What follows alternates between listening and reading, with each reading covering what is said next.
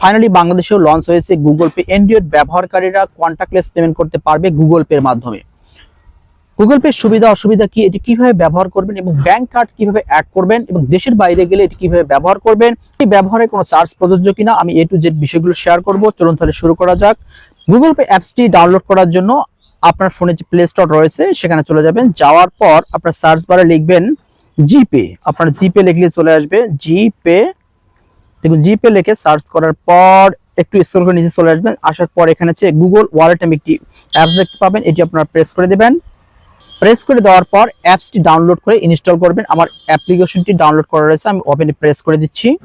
ওপেনে প্রেস করে দেওয়ার পর আপনার ফোনে যতগুলো জিমেইল অ্যাকাউন্ট লগ ইন করা রয়েছে এখানে সবগুলো শো করবে। আপনি কোন জিমেইল দিয়ে লগ ইন করতে চান আপনি সেটি লগ ইন করে নেবেন। আমি একটি জিমেইল দিয়ে লগ ইন করে নিচ্ছি। এরপর এখান থেকে যে ভিউ ওয়ালেট নামে একটি অপশন রয়েছে এখানে আপনারা প্রেস করে দিবেন। এরপর এখান থেকে কার্ড অ্যাড করার জন্য অ্যাড টু যে ওয়ালেট অপশনটি রয়েছে এখানে আপনারা প্রেস করে দিবেন।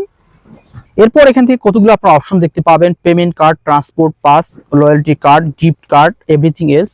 এরপর এখান থেকে আপনার পেমেন্ট কার্ড যে অপশনটি রয়েছে এখানে আপনারা প্রেস করে দিবেন।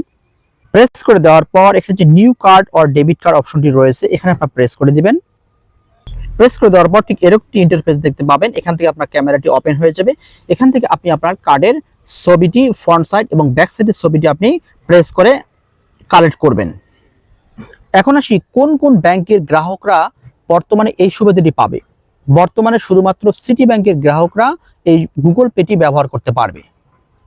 এছাড়া আদার্স কোনো ব্যাংকের এখনো এই সিস্টেমটি ওপেন হয়নি, হলে সবাই ব্যবহার করতে পারবে।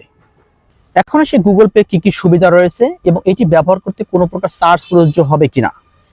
আপনার অ্যান্ড্রয়েড ফোনে যদি গুগল পে অ্যাপসটি ইনস্টল করা থাকে এবং কার্ডটি অ্যাড করা থাকে তাহলে আপনি কোনো শপিং মলে গিয়ে শপিং করার পর সেখানে যে পস মেশিন থাকবে সেই পস মেশিনে যদি গুগল পে সেট আপ করা থাকে তাহলে আপনি জাস্ট আপনার ফোনটি গুগল পে মেশিনের উপর আপনার পস মেশিনের উপর রাখার সঙ্গে সঙ্গে আপনার পেমেন্টটি হয়ে যাবে। সম্পূর্ণ কন্টাক্টলেস পেমেন্ট আপনি করতে পারবেন, কোনো প্রকার আপনাকে পিন সেট আপ করতে হবে না, জাস্ট ফোন রাখলেই আপনি পেমেন্ট করতে পারবেন। এরকম পেমেন্ট করার ক্ষেত্রে আপনাকে কোনো প্রকার চার্জ দিতে হবে না, সম্পূর্ণ ফ্রি, যেহেতু ব্যাংক থেকে এটি ট্রান্সফার হচ্ছে তাই এক্ষেত্রে আপনার কোনো প্রকারের চার্জ প্রযোজ্য হবে না। এছাড়াও যদি আপনি দেশের বাইরে গিয়ে পেমেন্ট করতে চান আপনি পেমেন্ট করতে পারবেন, সেক্ষেত্রে আপনার কোনো প্রকার ডলার ইনভেস্টমেন্ট করতে হবে না, আপনার এই কার্ডের মাধ্যমে আপনি পেমেন্ট করতে পারবেন।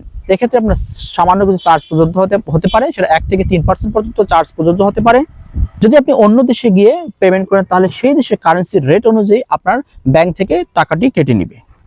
তবে সবচেয়ে বড় কথা হলো যখন এটি অ্যাভেলেবেল হবে সব ব্যাংকের গ্রাহকরা এটি ব্যবহার করতে পারবে এবং সবগুলো শপিং সেন্টার দোকানে আপনার এটি গুগল পে চালু হবে, তখন আপনি সম্পূর্ণ ক্যাশলেস অবস্থায় আপনি পেমেন্ট করতে পারবেন, কোনো প্রকার ক্যাশ নিয়ে ঘুরতে হবে না এবং কোনো প্রকার আপনাকে সার্ভিস চার্জ দিতে হবে না। বর্তমানে আমার কাছে সিটি ব্যাংকের কার্ড না থাকার কারণে আমি পরবর্তী স্টেপগুলো দেখাতে পারলাম না।